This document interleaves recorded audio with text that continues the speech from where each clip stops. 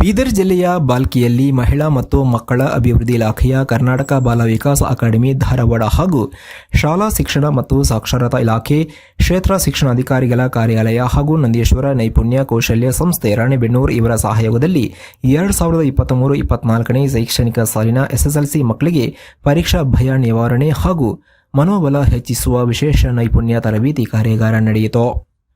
ಕಾರ್ಯಾಗಾರವನ್ನು ಉದ್ಘಾಟಿಸಿದ ಸಾಗರ ಖಂಡ್ರೆ ಜಿ ಇವರು ಸಭೆಯನ್ನು ಉದ್ದೇಶಿಸಿ ಮಾತನಾಡಿದರು. ಇದೇ ಸಂದರ್ಭದಲ್ಲಿ ಅಧಿಕಾರಿಗಳು ಸೇರಿದಂತೆ ವಿದ್ಯಾರ್ಥಿಗಳು ಹಾಜರಿದ್ದರು. ವರದಿ ಅರವಿಂದ ಮಲ್ಲಿಗೆ. ವಿದ್ಯಾರ್ಥಿಗಳಿಗೆ ಅಂಜಿಕೆ ಇರಬಾರ್ದು ಅಂತಂಬೋದು, ಪರೀಕ್ಷೆ ಬರ್ತದೆ ಅಂಜಿಕೆ ಇರಬಾರ್ದು ಅಂತಂಬೋದು. ಅದೇ ನನ್ನ ಅಭಿಪ್ರಾಯ ಸ್ವಲ್ಪ ಬೇರೆದ. ಅಂಜಿಕೆ ಇರಬೇಕು, ಅಂಜಿಕೆ ಇದ್ರೆ ನಾವು ಓದ್ತೇವೆ. ಈಗ ನಾನು ಬೆಂಗಳೂರಲ್ಲಿ ಶಿಕ್ಷಣ ಪಡೆದಿದ್ದೀನಿ. ಬೆಂಗಳೂರಲ್ಲಿ ಶಿಕ್ಷಣ ಪಡೆದಾಗ ಅಲ್ಲಿ ಪರೀಕ್ಷೆಗಳು ಬಹಳ ಸ್ಟ್ರಿಕ್ಟ್ ಆಗೈತಿವು. ಹಿಂಗ ಅಕಡಿ ಈ ಕಡೆ ನೋಡ್ರು ಬಿ ನಮಗ ಅವಕಾಶ ಇರ್ತಿಲ್ಲ. ನಾವು ಓದಿದ್ರೆ ಮಾತ್ರ ನಾವು ಪಾಸ್ ಆಯ್ತಿತ್ತು. ಇವಾಗ ನಾನು ಕೂಡ ದಿವಸ ನಾನು 8 ತಾಸಾಗ್ಲಿ 5 ತಾಸಾಗ್ಲಿ ನಾನು ಓದಿ ನಾನು ಬರ್ತಿದವಲ್ಲ.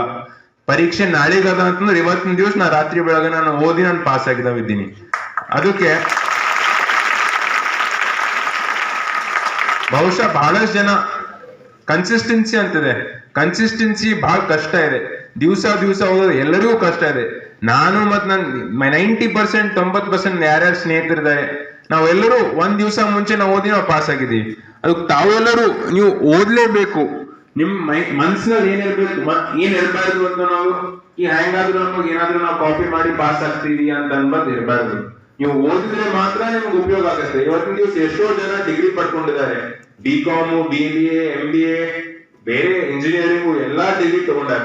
ಅದೇ ಜಾಬ್ ಬಹಳ ಜನರಿಗೆ ಸಿಗ್ತಾ ಇಲ್ಲ. ಉದ್ಯೋಗ ಯಾಕೆ ಸಿಗ್ತಾ ಇಲ್ಲ ಅಂತಂದ್ರೆ ಅವ್ರ ಹತ್ರ ನಾಲೆಡ್ಜ್ ಇಲ್ಲ. ಈಗ ನಾವು ಉದ್ಯೋಗ ಕೊಡ್ತಾ ಇರುವಾಗ ಇವಾಗ ನೀವು ಯಾಕೆ ಓದ್ತಾ ಇದ್ದೀರಿ, ನಾಳೆ ದಿವಸ ನೀವು ಒಳ್ಳೆ ರೀತಿಯಲ್ಲಿ ನೀವು ಕೆಲಸ ಮಾಡಿ ನೀವು ದುಡ್ಡು ಸಂಪಾದನೆ ಮಾಡಿ ನಿಮ್ ತಂದೆ ತಾಯಿ ಸಪೋರ್ಟ್ ಮಾಡ್ಬೇಕು, ಫ್ಯಾಮಿಲಿಗ ಸಪೋರ್ಟ್ ಮಾಡ್ಬೇಕು ಅಂತ ಕಂಪಲ್ಸರಿ ನಾವು ತಾವೆಲ್ಲರೂ ಓದಿ ಎಜುಕೇಶನ್ ನಾವು ಪಡಿತಾ ಇದ್ದೀವಿ. ಇವತ್ತಿನ ದಿವಸ ನಾವು ಬರೀ 10th ಮಾರ್ಕ್ಸ್ ಕಾರ್ಡ್ನಾಗ 95 ಸಿಕ್ಕ್ಯದ, 12th ನಾಗ 95 ಸಿಕ್ಕ್ಯದ, ಮತ್ ನಮ್ಗೆ ಡಿಗ್ರಿ ನಾವು ಫಸ್ಟ್ ಕ್ಲಾಸ್ ಪಾಸ್ ಆಗಿದ್ದೇವೆ.